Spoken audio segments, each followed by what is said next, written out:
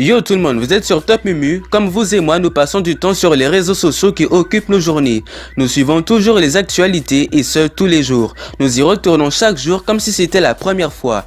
Puis on a beau se plaindre de perdre notre temps, les yeux rivés sur notre écran. Cependant, des études par des chercheurs de l'université d'Innsbruck en Autriche ont essayé de comprendre le problème. Ils disent qu'on a tendance à se méprendre sur l'effet de Facebook sur notre humeur et qu'on y retourne même si c'est la dernière fois. On a eu le sentiment de perdre notre temps.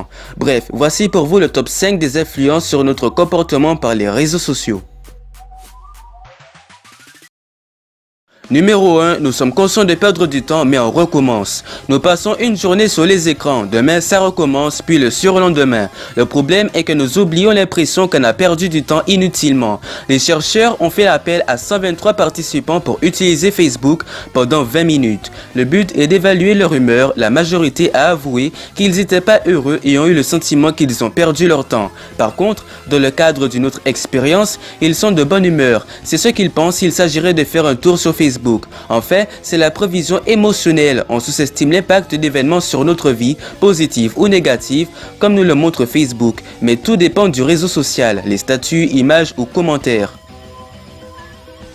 Numéro 2, nous avons peur de louper quelque chose. On perd notre téléphone, on a le sentiment que personne peut nous contacter, qu'il y a quelque chose de nouveau et qu'on n'est pas au courant. Une angoisse des temps modernes, plus précisément nommée FOMO, Fear of Missing Out, un syndrome relié au fait de rater un événement. Un psychologue et ses collègues ont questionné des centaines de personnes pour connaître leur engagement envers les réseaux sociaux et pour savoir s'ils sont compétents, autonomes et sociables. Résultat, ils étaient majoritairement touchés par le syndrome FOMO.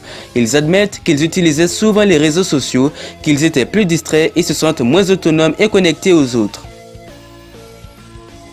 Numéro 3, nous avons des intimités avec des inconnus. Avec les sites de rencontres, il est beaucoup plus facile de trouver le grand amour, pas vrai?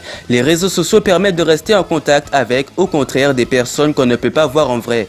Une facilité qui nous permet malgré de rester en contact et faire des rencontres. Selon Lisa Richelt, une consultante en expérience utilisateur, ce serait une intimité ambiante d'où les réseaux sociaux permettent de rapprocher les gens avec un niveau de régularité et d'intimité que l'on ne devrait pas avoir car le temps et l'espace le rendent impossible.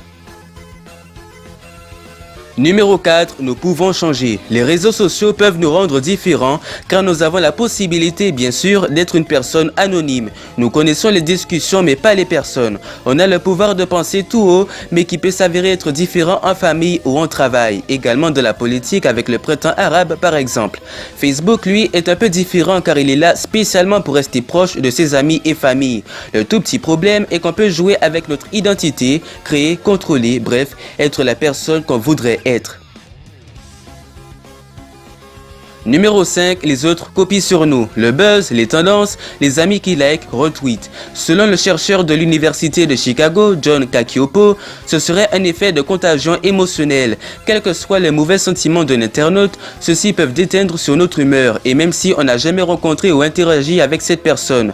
Malheureusement, il n'y a pas que les mauvais mais aussi les bons qui peuvent être contagieux. Selon une étude, la transmission des émotions est plus probable quand elles sont positives. Voilà les amis, une vidéo qui pourrait vous faire réfléchir, vous faire pousser des réflexions et si vous êtes d'accord, dites-le en commentaire. Puis dites aussi si les influences citées vous arrivent et n'oubliez pas le like, de faire un partage et de vous abonner. Peace!